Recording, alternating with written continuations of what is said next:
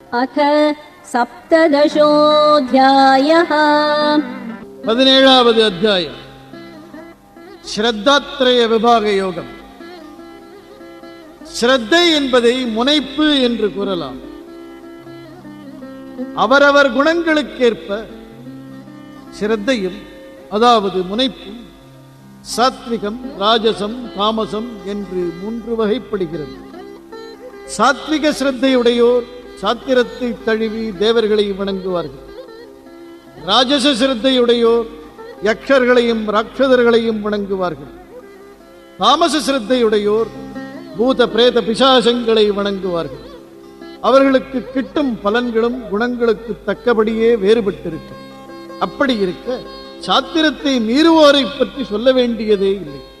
அவர்கள் நினைத்த பலன் கிட்டாது என்பது மாத்திரமன்று, அவர்களுக்கு கேடும் உண்டாகும். அவரவர் குணங்களுக்கேற்ப உண்ணும் உணவும், செய்யும் தவமும், கொடுக்கும் தானமும் கூட 3 வகைப்பட்டிருக்கும். அர்ஜுன உவாச ஏ சாஸ்திரவிதிமுத்ஸ்ருஜ்ய யஜந்தே ஸ்ரத்தயான்விதாः தேஷாம் நிஷ்டா து கா கிருஷ்ண சத்வமாஹோ ரஜஸ்தமஹ.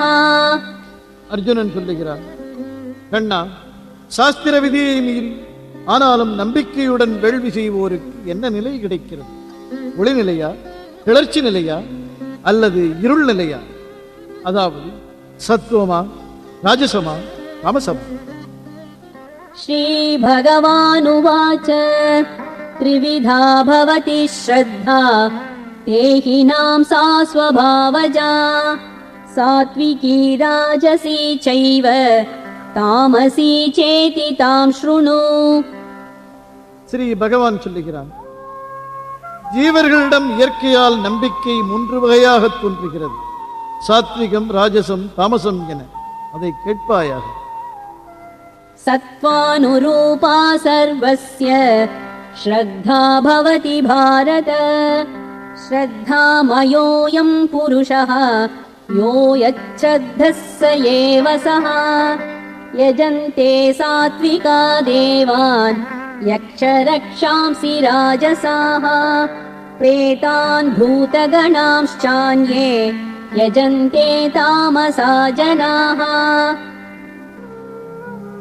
பார்த்தா, யாவருக்கும் தத்தம் உள் இயல்புக்கு ஒத்தபடியாகவே நம்பிக்கை அமைகிறது. மனிதன் சிரத்தைமயமானவன். எவன் எந்த பொருளில் நம்பிக்கை உடையவனோ அந்த பொருளேதான் அவன் ஆகிறான்.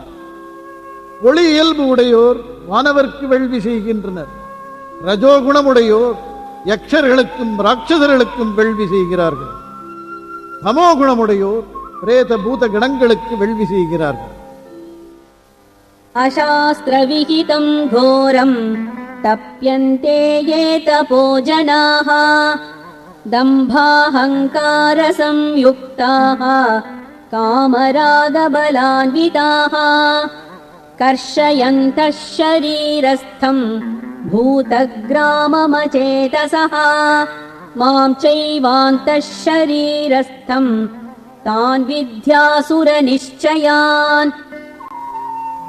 சிலர் சாத்திர நியமத்தை மீறி டம்பமும் அகங்காரமும் உடையவர்களாக, விருப்பத்தினாலும் விழைவினாலும் சார்புற்றவர்களாக கோரமான தவம் செய்கிறார்கள். இங்கனம் அறிவு கெட்டோராய் தம் உடம்பில் உள்ள பூத தொகுதிகளையும் அகத்தில் உள்ள எண்ணெயும் வருத்துகிறார்கள். இவர்கள் அசுர நிச்சயம் உடையவர்கள் என்று உணர்வாயாக. ஆஹாரஸ்த்வபி சர்வஸ்ய த்ரிவிதோ பவதி ப்ரியः யஜ்ஞஸ்தபஸ்ததா தானம் தேஷாம் பேதமிமம் ஸ்ருணு.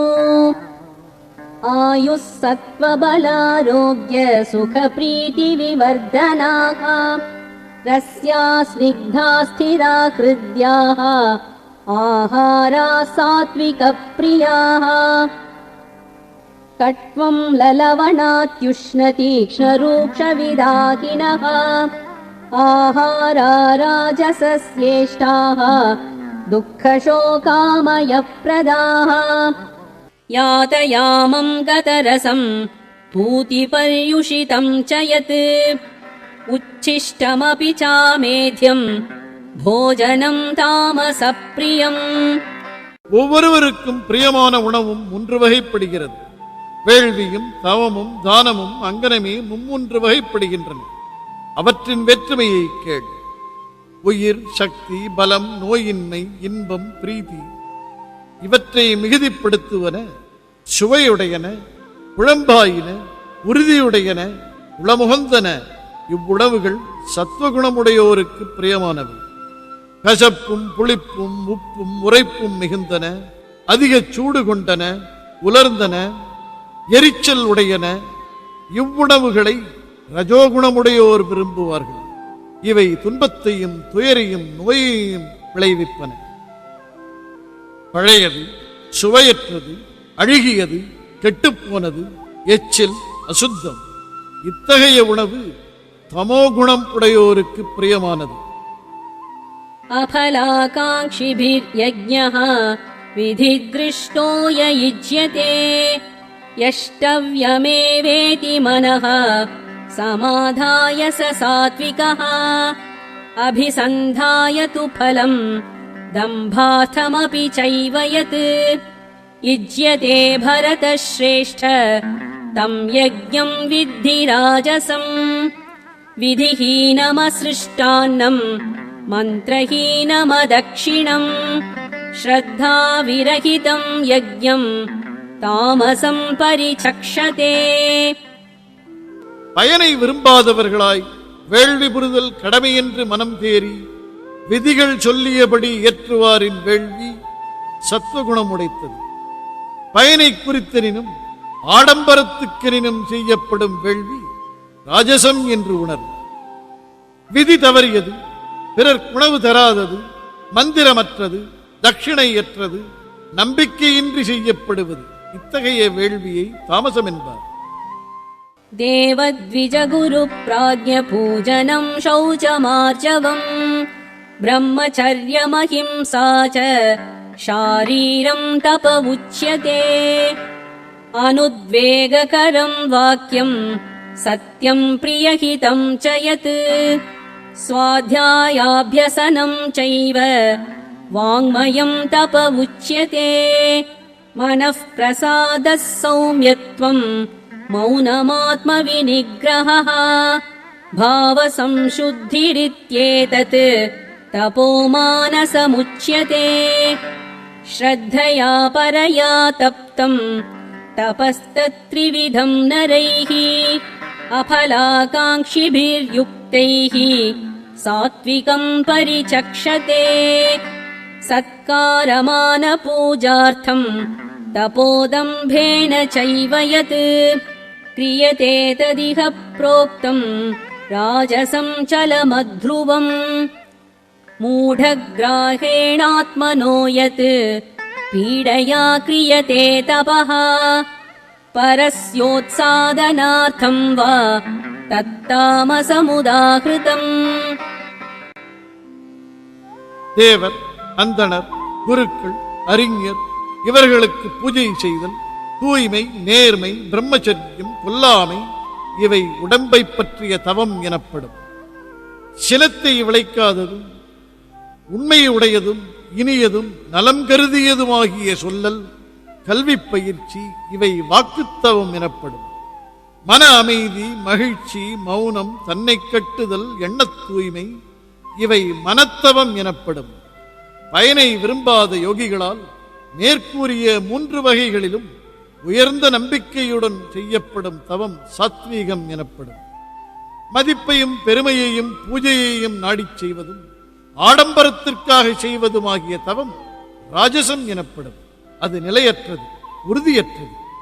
மூடக் கொள்கையுடன் தன்னைத்தான் துன்பப்படுத்திக் கொண்டு செய்வதும் பிறரை கெடுக்குமாறு செய்வதுமாகிய தவம் தாமசம் எனப்படும்.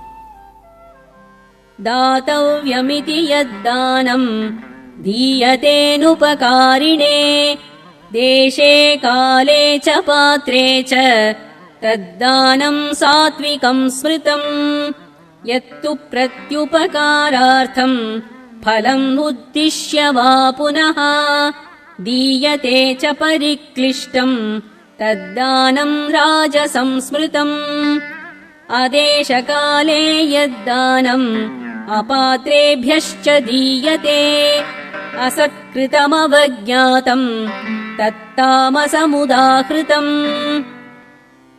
கொடுத்தல் கடமை என்று கருதி கைமாறு வேண்டாமல் தகுந்த இடத்தையும் காலத்தையும் பாத்திரத்தையும் நோக்கி செய்யப்படும் தானம் சாத்வீகம் எனப்படும். கைமாறு வேண்டியும் பயனை கருதியும் கிளேசத்துடன் கொடுக்கப்படும் தானம் ராஜசம் எனப்படும். தகாத இடத்தில் தகாத காலத்தில் தகாதார்க்கு செய்யப்படுவதும் மதிப்பின்றி இகழ்ச்சியுடன் செய்யப்படுவதுமாகிய தானம் தாமசம் எனப்படும். ஓம் தத்சதிதி நிர்தேசः ब्रह्मणस्त्रिविधः स्मृतः ब्राह्मणास्तेन वेदाश्च यज्ञाश्च विहिताः पुरा तस्मादोमित्युदाहृत्य यज्ञदानतपः क्रियाः प्रवर्तन्ते विधानोक्ताः सततं ब्रह्मवादिनाम् तदित्यनभिसन्धाय फलं यज्ञतपः क्रियाः दानक्रियाश्च विविधाः क्रियन्ते मोक्षकाङ्क्षिभिः सद्भावे साधुभावे च सदित्येतत् प्रयुज्यते प्रशस्ते कर्मणि तथा सच्छब्दः पार्थयुज्यते यज्ञे तपसि दाने च स्थितिः सदिति चोच्यते कर्म चैव तदर्थीयम् सदित्येवाभिधीयते अश्रद्धया हुतम् दत्तम् तपस्तप्तम् कृतम् च यत् असदित्युच्यते